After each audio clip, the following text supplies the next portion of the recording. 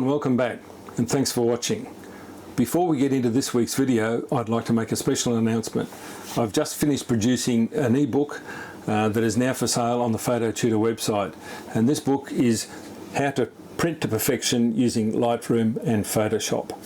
I've been printing for over 25 years using inkjet printers, and I've put together all that experience into this book, which includes a step-by-step workthrough on how to print from both Lightroom and Photoshop. And in addition to the book that's available on the website, I have a set of actions that work with the printing steps to streamline the process of preparing your image for print and making adjustments to suit different papers. So please check it out on the website and give me some feedback. If you enjoy the book, let me know. I'd really appreciate having some feedback on that. And now for this week's video, we're going to take a look at when Lightroom's masking just fails to do a good enough job when you want to make some fairly severe adjustments to an image. Now, Lightroom's masking works really well. There's lots of options, but in some instances, when you've got some very tricky selections, it doesn't quite do a good enough job. And in this video, I'll show you how we can make some further adjustments using Photoshop to modify these masks. So let's dive in now and have a look. And just before we get into the tutorial, let's have a quick look at the Photo Tutor website. If you go to the home page and scroll down, you'll see there's a piece about the book, but you need to go to the store page, click on that, and you'll see two items there. The Complete Guide to Printing Perfection, which is the ebook, and if you click on that link, it'll give you a description of the book and the price, which is reduced to $25 Australian, which would be about $15 US, or maybe a bit less in euros. And going back to the other item, which was the actions set, there's a set of actions for preparing images for print. And having a quick look at the book, I'll just show you the contents page, and that is talking about how to set up your photos for print, the cost of printing, a little bit about color management, how to set up your software for correct color management, and the steps all the way through to preparing the print to the producing the final print. And it's pretty much an idiot-proof system as long as you follow the steps. So have a look at that and check it out, and we'll now have a look at the question of masking in Lightroom. So moving on to working with masks in Lightroom and where they sometimes don't quite do a good enough job. Now here's a photograph I took in Western Australia right on dusk, and you can see it just looks like a normal daytime shot, and I really wanted to recapture some of the mood that we had at, as the light faded and dusk came on. This is an original raw file. I've done a little bit of processing to it, but I've not touched the sky. And this is where we can try and do some selections in Lightroom. So I've got a virtual copy here that I made of the raw file where I've applied a selection using the mask and select tools, and I've made a mask which is selecting the sky. And all I've done is select the sky. I've done nothing more. And you'll see there that when I hover over the mask, some of the areas inside the foliage are a little bit under selected, and when I go and make some adjustments to that, you'll see that if I go further and further, you'll see that this is where the problems occur. It's not really making a good enough selection in here. And I don't really have an option to modify this mask easily in Lightroom. I can go and then try and add to that mask, I can subtract from it, I can intersect it with another mask, but there's not really a clean and simple way to do that. What I would like to be able to do is to take this original selection and modify it slightly so that I can clean up some of those areas inside the foliage. And of course, if you're only making a fairly minor change to the image, you probably wouldn't notice the difference. There's the original, and there's with just a small adjustment. You can see, yes, the sky behind isn't really well selected, but it would probably do. And you can see here in the sky, as I darken that sky down, you can see there that the stars were just coming out. So I wanted to try and recreate that mood.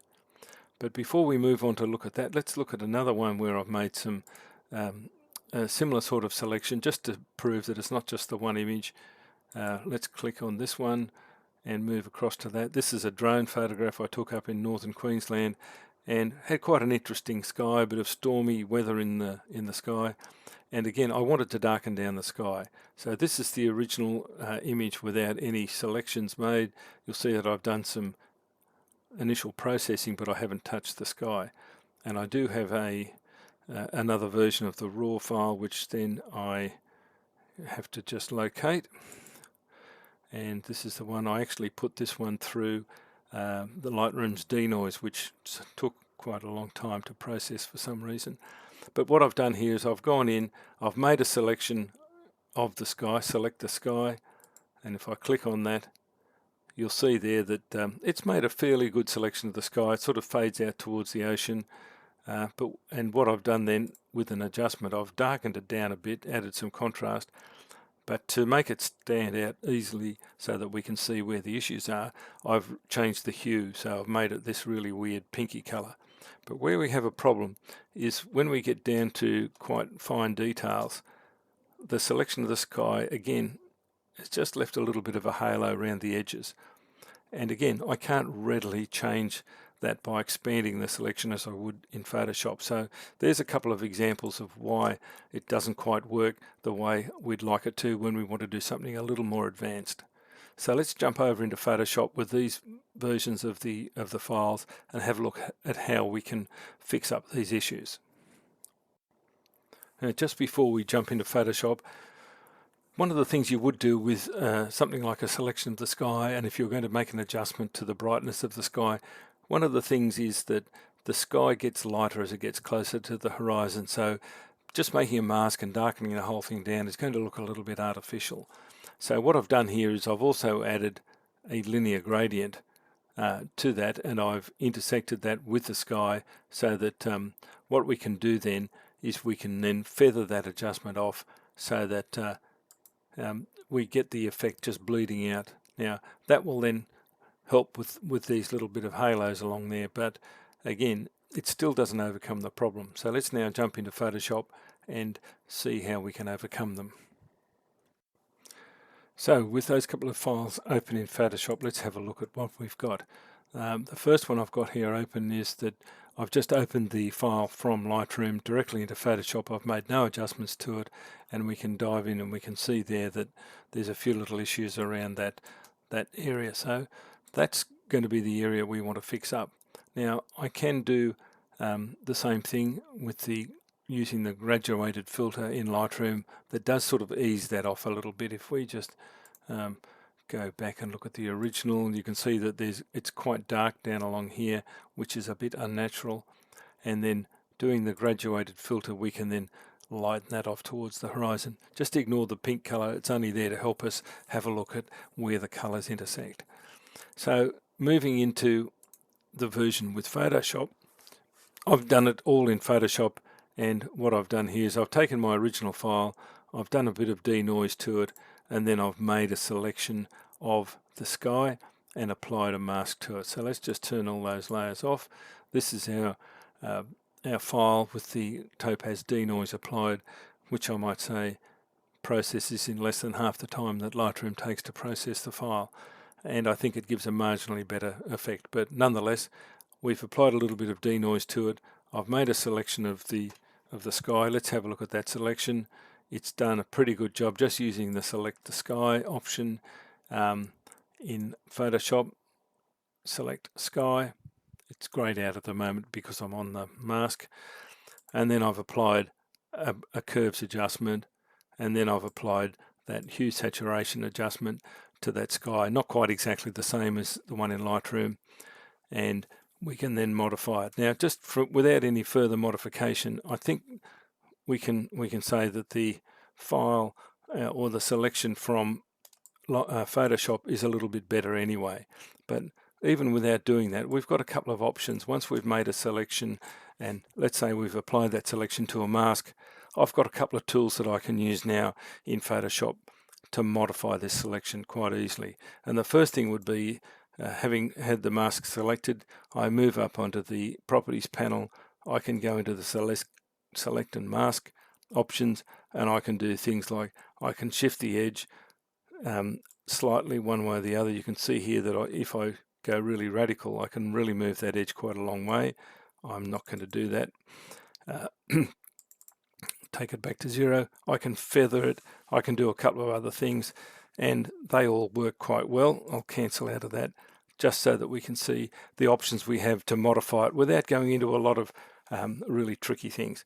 And one other option that we have, and that a lot of people just don't know about, is with our mask applied to a filter, that mask is a black and white image. And so with that mask selected, we can go up into the image adjustments, and in this case let's just select levels, and you'll see here we've got a levels adjustment. We've got mostly white, mostly black, and nothing much in the middle. But let's just cancel back out of that, and I'll overlay the mask holding down Alt, click on the mask. That way we can easily see what I'm doing. Image adjustments, levels, and if I move the white point in, you'll see that the mask gets brighter and cleans up any grey areas. If I move the black areas in, the mask black areas get blacker. But the trick here is to the midpoint. If I move that midpoint, it's a little bit like shifting that edge. So that we can do things like we can just apply a little bit of adjustment here and there, and we can say, okay, take that back in, Alt click on the mask again, and we can refine that edge quite simply. So even just with those couple of tools, we've got a couple of options that we just don't have in Lightroom. And I know what you're going to say now is that in Lightroom I can apply this selection to the sky, and then I can intersect it with a graduated mask so that I can feather this effect off and make it look more natural, and I can't do that in Photoshop. Well, actually, yes you can. So let's turn all this off, and I've made a group here, so I'm just going to turn that off, close that up, and let's just go back down to our denoised image and apply this as if we were doing it for the first time.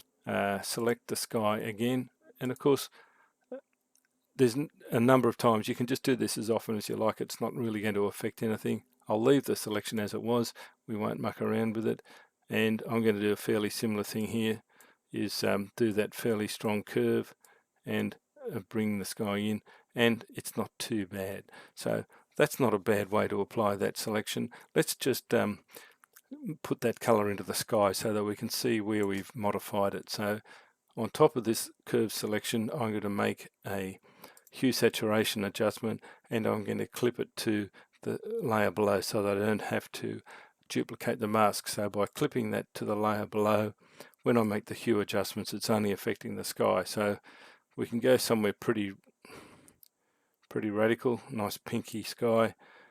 We've done that. So okay, we've got our sky looking pretty radical, but we've got this same issue.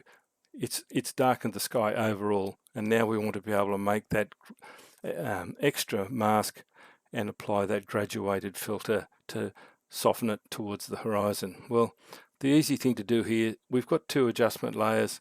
If we just shift click and select both of these, then right mouse click, and what we do is we create a group from the layers, and let's just call this test for sake of the argument. So I now have those adjustments grouped into a folder here. If I turn it off, you'll see, yes, there they are.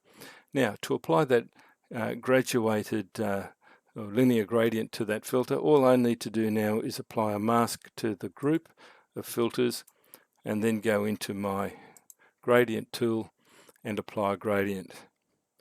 And if I hold down the shift key, that keeps it pretty straight. And with the new version in Photoshop, you can see easily what you're doing here, because you've got the white point and the black point, and you've got the midpoint. You can slide that up and down, and you can see where that affects the image. Now if we zoom in a little bit tighter, you see if I bring that right down, let's just go over here, we can see the horizon a little better. That's still a little bit dark. I can move this up and down. So I've got a lot of adjustments that I can apply to that, and I've got the control over that. And that's a really easy way to make those changes, and it just works a little bit better than trying to fiddle around in Lightroom and try and make it work. So that was a fairly simple adjustment we had to make just to the edge of the mask. So let's now have a look at that rather trickier version that I had earlier, and that was this one of the tree with a rather complex foliage and where Lightroom failed to really pick this up. So I've opened the version from Lightroom as its mask was created, just so that we can compare it, and I've got another version here without the mask applied, and let's do that in using the Photoshop tools. Now the first thing I've got is I've got a group here where I've selected the sky and I've made a curves adjustment, and you can see I've got pretty much the same issue because the masking is pretty similar, but now we've got some tools that we can modify it. And again, I applied a bit of a color change to this, and something went rather wrong there. I should have had the clipping mask applied to the sky. So yes, we can still see that problem.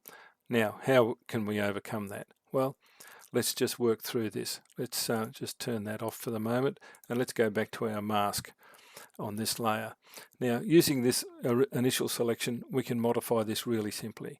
I'm just going to drag this adjustment layer down and make a duplicate of it, and I'm now going to drag that right up to the top of the stack and turn the original one off. So I've now got the same selection and curves adjustment made, and now we're going to modify the mask. Now this is a really simple way to do it, and you can play with this as much as you like, but basically all we do is we alt click to overlay the mask over our image, and let's go up to this image adjustments and look at the levels, and here we can really see that we can make a difference. Now if I move that midpoint to the left, you can see that it's now opening up these areas in the middle a lot more so that we can see what we're doing. But because we're doing that, it's also lightening other parts of the tree, so we just need to be a little bit more careful here. We need to just move that selection a little bit over and then bring this back in, and with a little bit of adjustment you can get it to a point where we're pretty happy with it. And let's just alt click back to overlay this over the image. And so we've got a much better option here now that we've expanded these colors further into the foliage. Now I'll turn this original one back on. You can see that pretty much none of this was included, and with our modified version it's much better. And if I wanted to go even further, let's just go in there again, and we can go and make some further adjustments, and we can look at that levels adjustment again, and every time you go back in it's going to reset to 0, but we just want to try and lift that up a little bit. Let's go OK and bring it in. You'll see that now we've got a much better option. I haven't had to do any more selecting or masking, it's just purely been with those adjustments. And so let's turn that off and let's look at the other version. A much better solution. So a way to solve some of these complex issues is quite a simple option in Photoshop.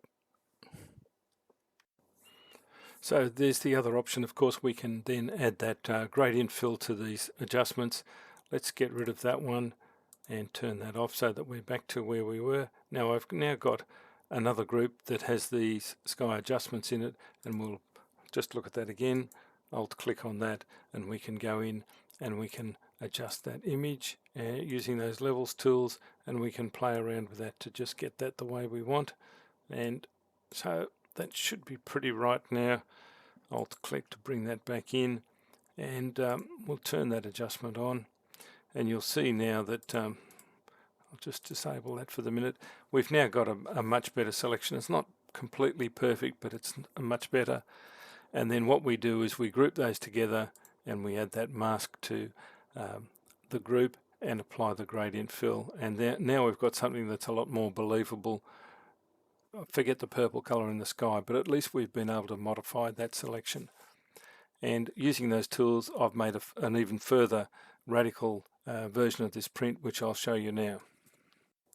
So having demonstrated this fairly simple technique, let's just try and push the boundaries a bit further and try something a little bit different and just have a bit of fun. Now I've taken another version of this file, again without the adjustments, but this time instead of using the select sky and doing the curves adjustment, I've gone and used the sky replacement option.